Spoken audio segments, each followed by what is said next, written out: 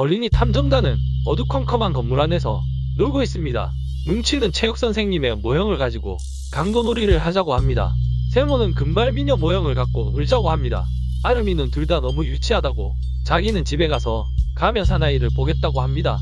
어린이 탐정단은 오늘도 여전히 사람을 죽이고 증거인멸을 하는 평범한 일상을 목격합니다. 아름이는 무전기로 상황을 호난한테 전달합니다. 그들은 범인이 시체를 대형 트럭에 태우고 운전좌석에 올라타는 틈을 타 범인과 함께 시체를 태운 트럭에 올라탑니다.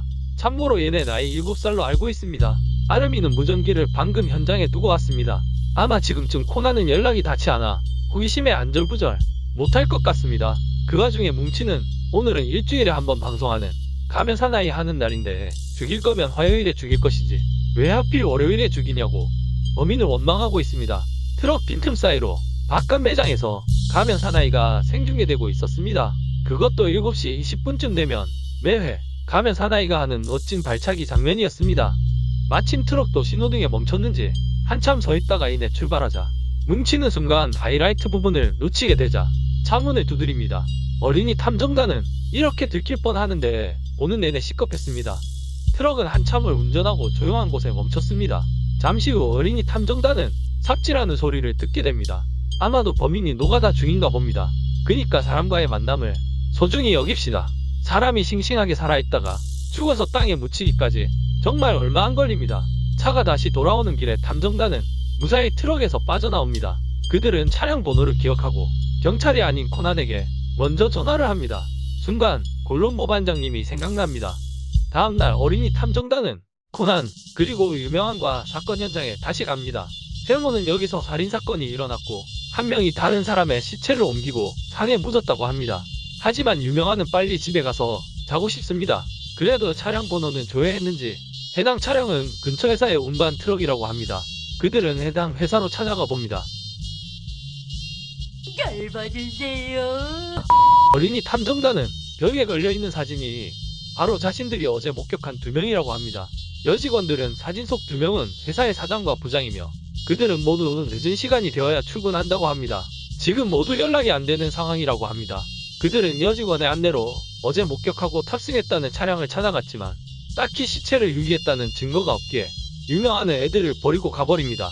코난은 운전석을 유심히 관찰하더니 일단 시체를 묻은 장소를 알아내야 다른 사람들도 우리의 말을 믿어줄 거라고 합니다. 코난은 지도를 꺼내서 역추리로 아이들의 기억을 이용하여 트럭이 운행한 노선을 알아내려고 합니다.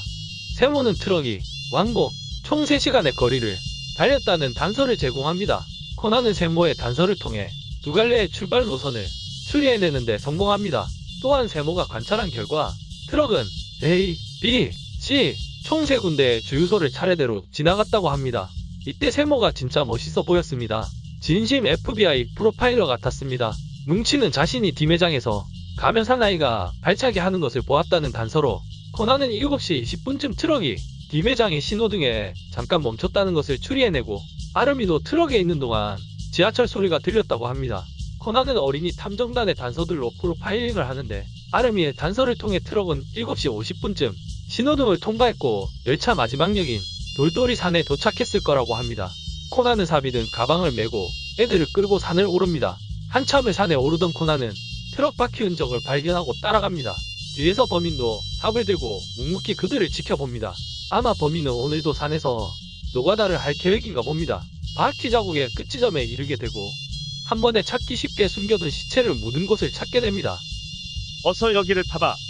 초등학생들 저녁에 산으로 데려가서 시체 파라고 시키는 정신 나간 코난. 코난아, 그럼 삽을 3개를 갖고 와야지.